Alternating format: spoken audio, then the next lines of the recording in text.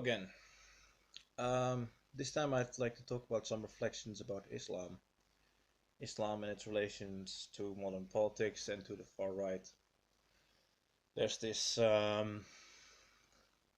sort of meme called about white Sharia that was going around for a while, which really is just kind of a dumb meme uh, that's mostly like about degenerating women, but it speaks to a trend in the far right that's deeper and older than people who make this white Sharia joke might realize.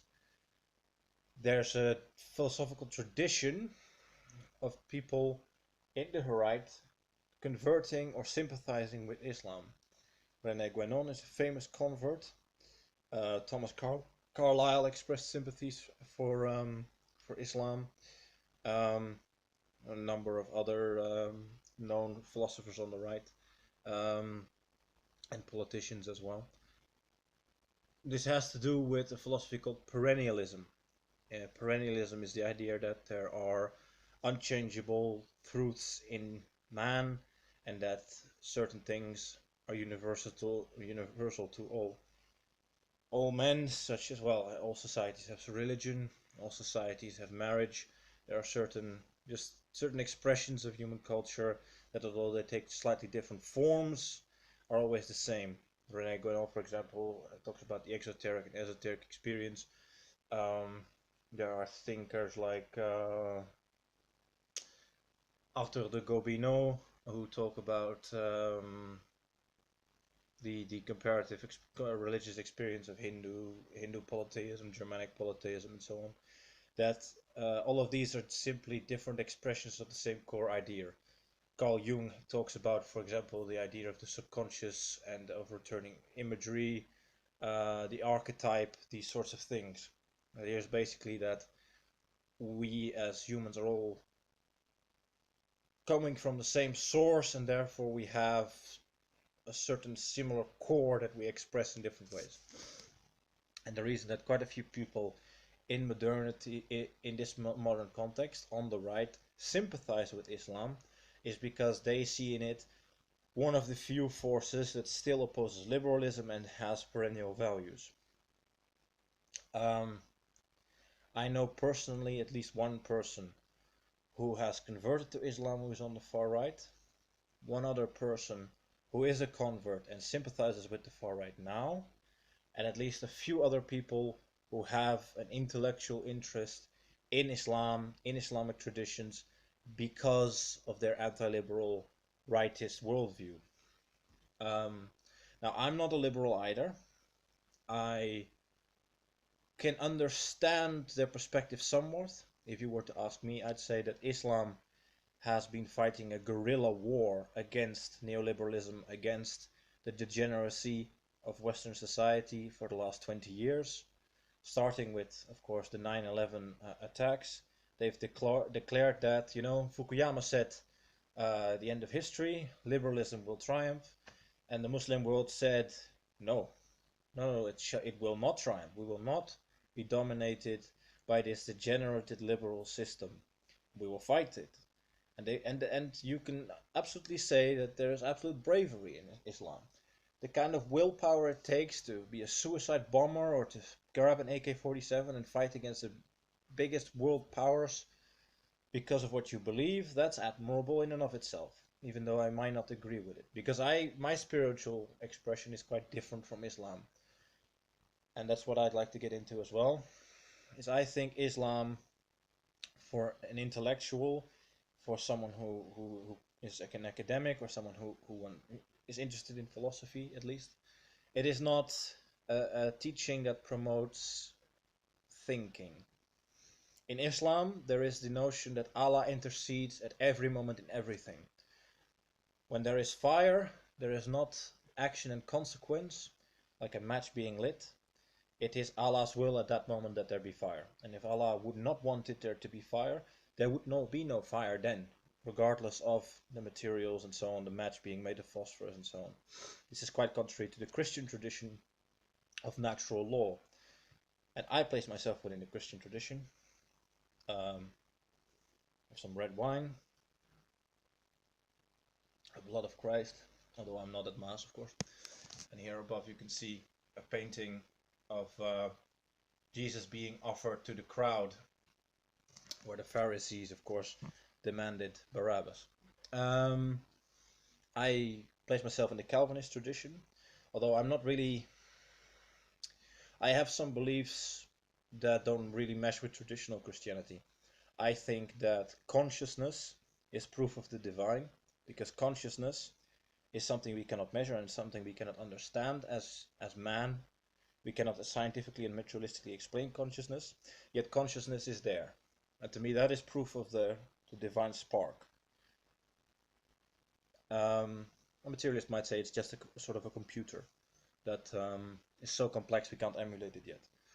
I think that's really short selling what it is to be human, to try and explain it away as just hormones and interlinked electrical activity.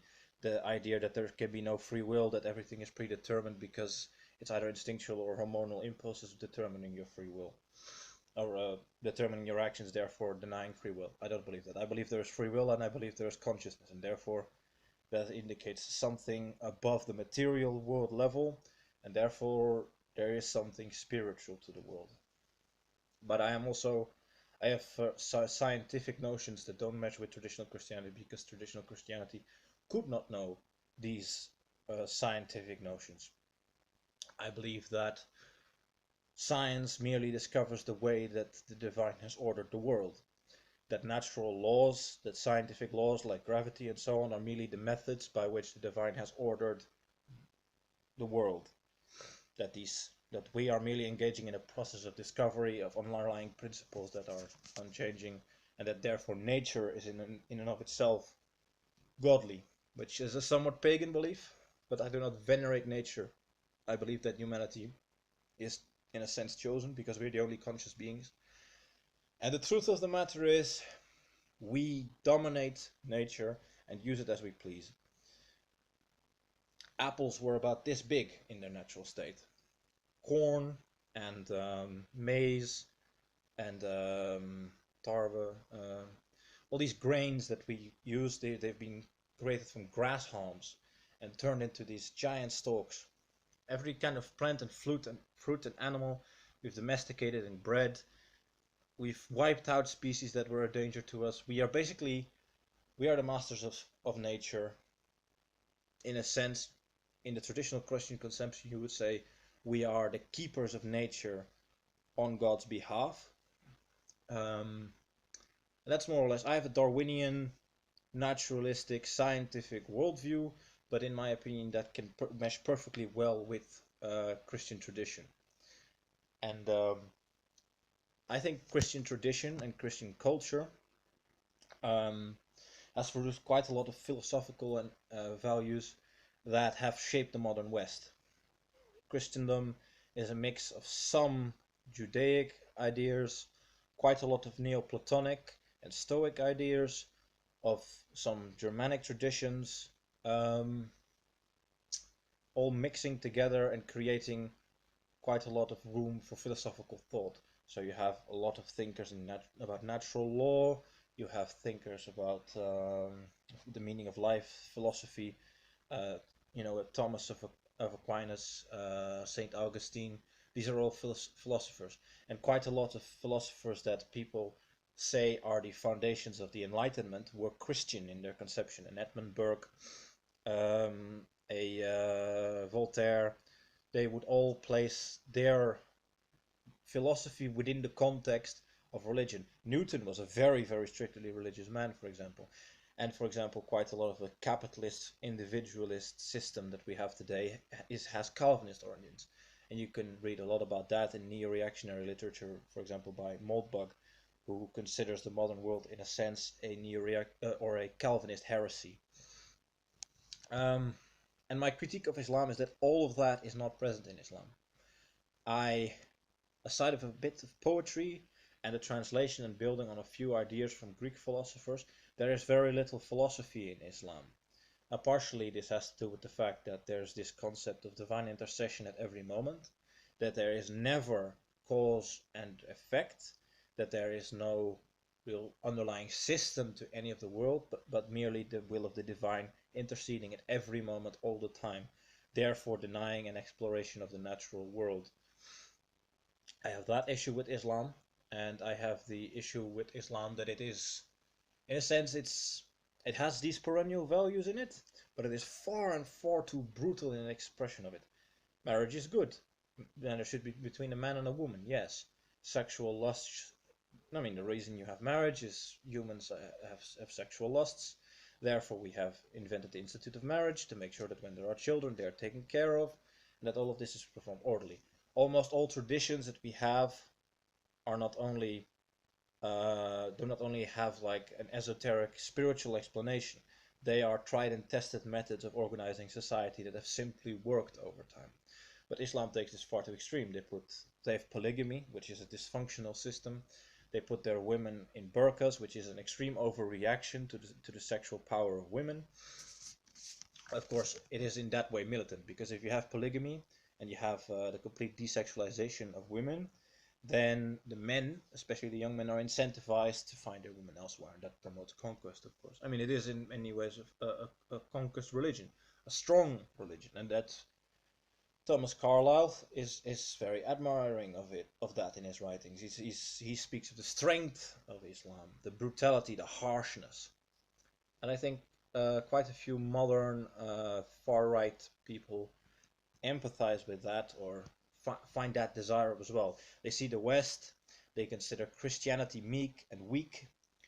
Paganism is dead. It cannot be revived. Therefore, what authentic religion is there still that is perennial, that is hard, that is willing to fight against degeneracy and modernity? It's Islam. And to that extent, I can understand them, but I do not feel on an intellectual level at all engaged by Islam. I think it is a very, very shallow doctrine. I think it is not capable of producing really higher learning or analysis. It's, in my opinion, not even very good at producing much in the way of art. Most of the poets and artists of the Islamic world were Persians, forced to convert, adopting pre-existing Zoroastrian art forms. The only thing you could say that's Arabic in Islamic art is the calligraphy, and I'm not particularly impressed by that. I think Chinese calligraphy is more interesting. So I think it's a brutish system, but it's a strong system.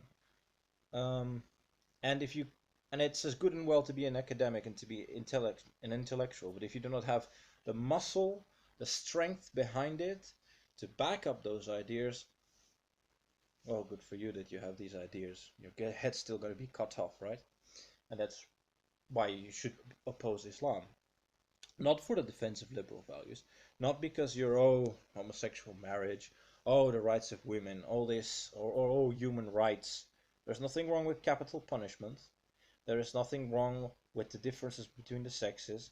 There is nothing wrong with understanding that heterosexuality is a superior system than homosexuality. None of this should be controversial. None of this is controversial in any other society except for the last 50 years in the modern West. Most other societies look at this as if we've gone mad. We probably have. But that does not warrant just adopting a foreign doctrine like Islam. Although perhaps there are parallels in a way in that those who adopted early Christianity probably were looking for some refuge from the degeneracy of Rome, of the late Roman Empire. Because remember, when was Christianity really adopted? When Rome was really already in its decay, especially spiritually. I mean, spiritual decay precedes physical decay of empires or of civilizations by quite a lot of time. You could say that by the time Caesar tried to overthrow the Republic, and then the empire started, that was already a process of decay, because the vitality of the culture was already out of it. It was still strong, but most of its conquests were behind it by then. Most of its innovative ideas were behind it. I mean, there aren't many great thinkers past the time of the Republic in Rome. You could point to Marcus Aurelius, but he's one of a few exceptions. you could say,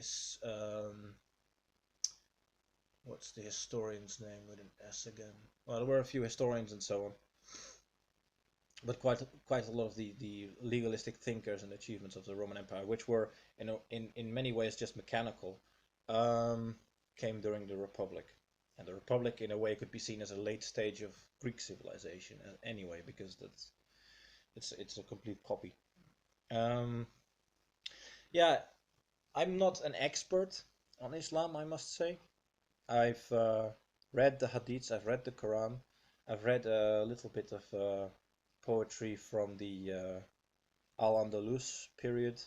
I have really never read anything from the Ottomans or anything, but then I would say that the Turks are a very, very different civilization than the Arabic Caliphate, Islam and Islam in a traditional sense. Ottomans were modernizers even before the Young Turks and so on. Even they were they're like Protestants compared to Catholics, if that makes sense.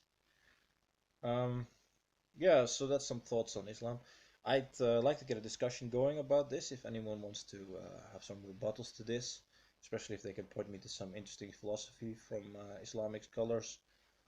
Um, but I have never found really anything that interesting. So, cheers, and thank you for listening.